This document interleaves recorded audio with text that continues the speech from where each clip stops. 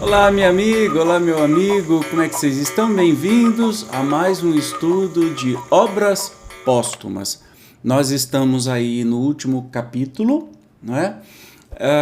Estudando a constituição do Espiritismo, ou seja, um planejamento que foi feito, não é?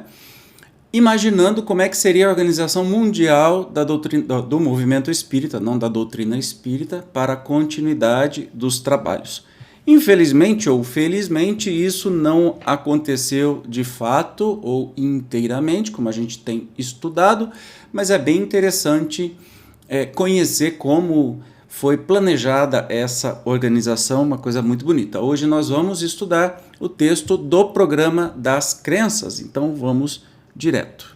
A condição absoluta de vitalidade para toda reunião ou associação, qualquer que seja o seu objetivo, é a homogeneidade, isto é, a unidade de vistas, de princípios e de sentimentos, a tendência para um mesmo fim determinado, numa palavra, a comunhão de ideias. Todas as vezes que alguns homens se congregam em nome de uma ideia vaga jamais chegam a entender-se, porque cada um apreende essa ideia de maneira diferente. Toda reunião formada de elementos heterogêneos trazem-se os germens da sua dissolução, porque se compõe de interesses divergentes, materiais, ou de amor próprio, tendentes a fins diversos que se entrechocam e rarissimamente se mostram dispostos a fazer concessões ao interesse comum, ou mesmo à razão, que suportam a opinião da maioria, se outra coisa não lhes é possível, mas que nunca se aliam francamente.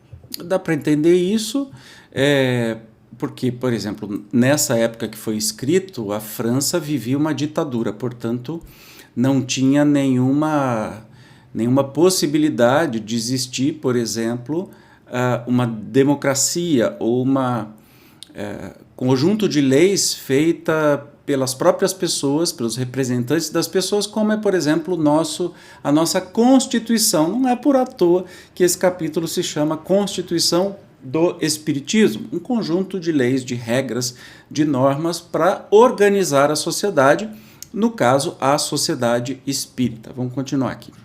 Assim foi sempre, até o advento do Espiritismo, formado gradativamente, como todas as ciências, em consequência de observações sucessivas, sua aceitação tem ganho pouco a pouco maior amplitude. O qualificativo de espírita, aplicado sucessivamente a todos os graus de crença, comporta uma infinidade de matizes, desde o da simples crença nas manifestações, até as mais altas deduções morais e filosóficas, desde aquele que, detendo-se na superfície, não vê nas manifestações mais do que um passatempo, até aquele que procura a concordância dos seus princípios com as leis universais e a aplicação dos mesmos princípios aos interesses gerais da humanidade. Enfim, desde aquele que não vê nas manifestações senão um meio de exploração em proveito próprio, até o que aure delas elementos para seu próprio melhoramento moral. Dizer-se alguém espírita, mesmo espírita convicto, não indica, pois, de modo algum, a medida da crença. Essa palavra exprime muito, com relação a uns, e muito pouco, relativamente a outros. Uma assembleia para a qual se convocassem todos os que se dizem espíritas apresentaria uma amálgama de opiniões divergentes, que não poderiam assimilar-se reciprocamente, e nada de sério chegaria a realizar. Sem falar dos interessados a suscitarem no seu seio as discussões a que ela abrisse ensejo. Essa falta de precisão, inevitável no começo e durante o período de elaboração, há frequentemente causado equívocos lamentáveis, fazendo-se atribuir-se à doutrina o que não passava de abuso ou transviamento, pela falsa aplicação que diariamente se faz do qualificativo de espírita que a crítica, pouco inquirindo do fundo das coisas e ainda menos do lado sério do espiritismo, encontrou nele matéria para zombarias. Diga-se espírita um indivíduo, ou pretenda fazer espiritismo como os prestidigitadores pretendem fazer física, embora seja um saltimbanco, e logo se considera representante da doutrina. Uma distinção, É certo, se tem feito entre os bons e os maus, os verdadeiros e os falsos, espíritas, os espíritas mais ou menos esclarecidos, mais ou menos convencidos, os espíritas de coração, etc. Mas essas designações, sempre vagas, nada de autêntico revelam, nada que os caracterize. Quando não se conhecem os indivíduos e ainda não se teve ocasião de os julgar por suas obras. Pode-se, pois, ser enganado pelas aparências, das quais resulta que a qualificação de espírita, não comportando mais que uma aplicação falha, não constitui recomendação absoluta, e essa incerteza lança nos espíritas uma espécie de desconfiança, que impede se estabeleça entre os adeptos um laço sério de confraternização. Daí, desde aquela época, se sabe direitinho o motivo da desunião entre os espíritas, né? Ah, eu sou espírita. Tá, mas de que maneira você é espírita, né? Porque a gente tem espírita de tudo quanto é jeito. Eu vou fazer uma analogia aqui.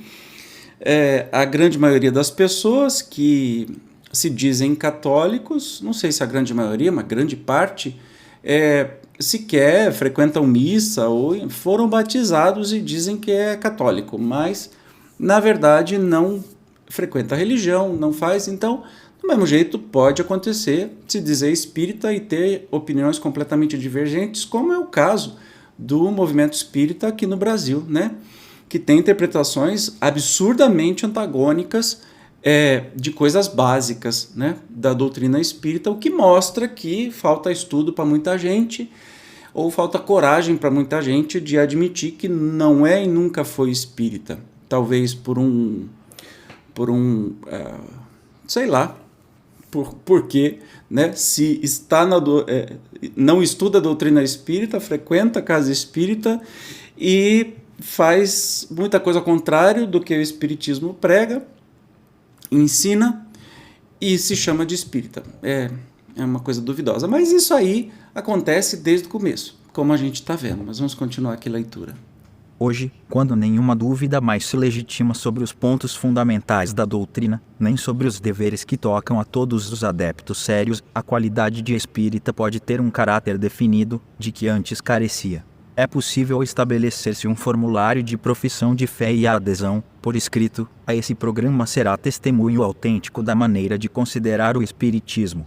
Essa adesão, comprovando a unidade dos princípios, será, além do mais, o laço que unirá os adeptos numa grande família, sem distinção de nacionalidades, sob o império de uma mesma fé, de uma comunhão de pensamentos, de modos de ver e de aspirações. A crença no espiritismo já não será simples aquiescência, muitas vezes parcial, a uma ideia vaga, porém uma adesão motivada, feita com conhecimento de causa e comprovada por um título oficial, deferido ao aderente. Para evitar os inconvenientes da falta de precisão, quanto ao qualificativo de espírita, os signatários da profissão de fé tomaram o título de espíritas professos, assentando numa base precisa e definida. Essa qualificação a nenhum equívoco dá lugar, permitindo que os adeptos que professem os mesmos princípios e caminhem pela mesma senda se reconheçam, sem outra formalidade mais do que a declaração de sua qualidade e, se for preciso, a apresentação do seu título. Um formulário de profissão de fé, circunstanciado e claramente expresso, será o caminho traçado. O título de espírita professo será a palavra de ligação. Mas, perguntar-se-á, esse título constituirá garantia, bastante contra os de sinceridade duvidosa. É impossível obter-se garantia absoluta contra a má-fé, porquanto pessoas há que tratam com descaso os atos mais solenes. Convenhamos, todavia, em que essa garantia vale mais do que qualquer outra que não exista. Aliás, aquele que, sem escrúpulos, se faz passar pelo que não é quando a questão é só de palavras que voam, muitas vezes recua diante de uma afirmação escrita, que deixa vestígios e que lhe pode ser apresentada no caso de ele afastar-se do caminho reto. Se, entretanto, alguns haja que não se deixem deter por essa consideração, mínimo seria o número deles e nenhuma influência teriam. Ademais, essa hipótese estará prevista nos estatutos, que lhe consagraram um dispositivo especial. Olha que interessante, aí você está entendendo por que o título deste estudo é exatamente do programa das crenças, para dizer assim, olha, precisa de uma profissão de fé para dizer, eu sou espírita, por isso, porque eu devo acreditar e concordar com isso, né? Nós vamos ver aqui no último episódio do estudo desse livro, que tem por título Credo Espírita, né? Que é exatamente esta profissão de fé falada aqui nessa constituição do Espiritismo. Mas tem mais coisa, vamos lá. Tal providência inevitavelmente afastará das reuniões sérias as pessoas que aí não estariam em seus devidos lugares. Se ela tivesse por efeito o afastamento de alguns espíritas de boa fé, estes seriam dos que não se acham bastante senhores de si mesmos, para se declararem tais, ou dos timoratos, que temem por si em evidência, ou, ainda, dos que jamais são os primeiros a pronunciar-se, em quaisquer circunstâncias, antes de verem que rumo tomam as coisas. Com o tempo, uns se esclarecerão de modo mais completo e os outros tomarão coragem. Nem uns, nem outros, no entanto, poderão contar-se entre os firmes defensores da causa. Quanto àqueles cuja ausência fora verdadeiramente de lamentar, será pequeno o número deles e diminuirá continuamente. Nada sendo perfeito neste mundo, as melhores coisas têm seus inconvenientes. Se houvesse de rejeitar tudo que não esteja isento de inconveniências, nada se admitiria. Em tudo se faz preciso contrapesar as vantagens e desvantagens. Ora, é por demais evidente que, aqui, as primeiras sobrepujam as segundas, que nem todos os que se qualificam de espíritas se submeterão à Constituição. É certo, por isso mesmo, ela existirá apenas para os que a aceitarem livremente e voluntariamente, porquanto não nutrirá a pretensão de impor-se a quem quer que seja. Uma vez que o Espiritismo não é compreendido da mesma forma por toda a gente, a Constituição apela para os que o encaram do seu ponto de vista, com o objetivo de lhe dar apoio, quando se acham isolados, e de fortalecer os laços da grande família pela unidade da crença. Mas fiel ao princípio de liberdade e de consciência, que a doutrina proclama como direito natural, ela respeitará todas as convicções sinceras e não anatematizará os que sustentem ideias diferentes das suas. Nem deixará de aproveitar as luzes que possam brilhar fora do seu seio. O essencial é, portanto, conhecer os que seguem a mesma trilha. Mas como sabê-lo com exatidão? É materialmente impossível consegui-lo por meio de interrogatórios individuais, acrescendo que ninguém pode ser investido do direito de perscrutar as consciências. O único meio, o mais simples, o mais legal, seria estabelecer um formulário de princípios, resumindo o estado dos conhecimentos atuais que ressaltam da observação e que tem a sancioná-los o ensino geral dos espíritos. Ensino a que cada um é livre de aderir ou não. A adesão escrita é uma profissão de fé, que dispensa qualquer outra investigação, deixando a cada um inteira liberdade. Você entende como é a dificuldade? É um sonho, né? Isso acontecer, mas eu acho que talvez, quando foi escrito essa Constituição do Espiritismo, essa tentativa de Constituição do Espiritismo, não se tinha ideia do tamanho que ia ser a coisa. Por quê? Vamos explicar. Nessa época, as sociedades espíritas eram sociedades assim, que todo mundo se conhecia, que todo mundo tinha que ser cadastrado, todo mundo tinha os dados, não sei se todo mundo, mas a grande maioria contribuía financeiramente para essa sociedade. É meio que uma sociedade organizada, né? Como se fosse um condomínio, sei lá, uma sociedade de pessoas que se unem em torno de um objetivo. E o que aconteceu depois com o movimento espírita explodiu, né, qualquer expectativa nesse sentido.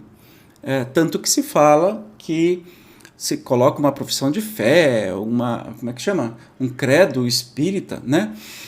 E que as pessoas que aderirem a esse credo espírita, ou seja, é um negócio meio sonhador de poder ter certeza que todo mundo que está no movimento espírita entendeu a doutrina de cabo a rabo.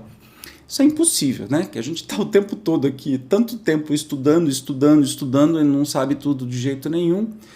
É um pouco, eu acho que sonhador demais essa condição. Mas vamos acabar a leitura de hoje.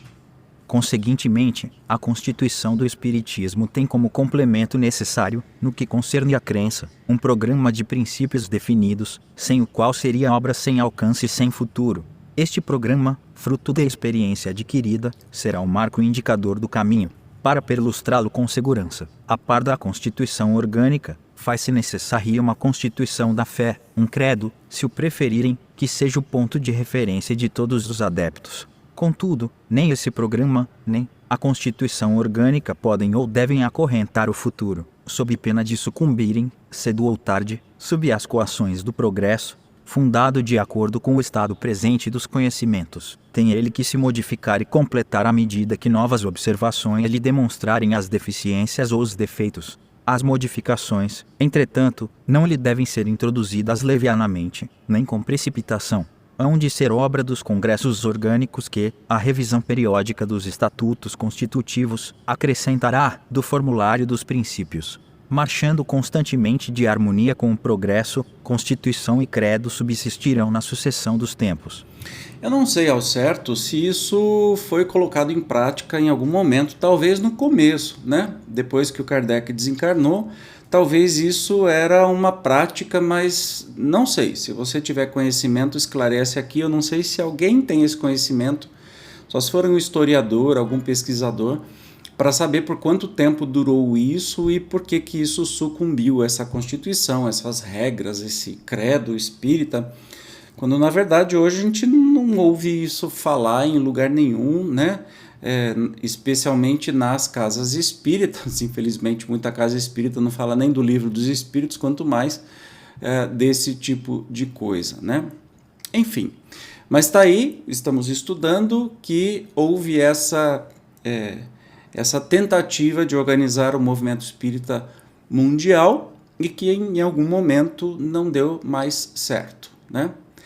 Enfim, vamos para frente. No próximo episódio nós vamos estudar um texto chamado Vias e Meios, ainda assim, e por mais 2 programas, falando da Constituição do Espiritismo. Para variar, eu te espero para a gente finalizar esse estudo. Até o próximo programa. Tchau!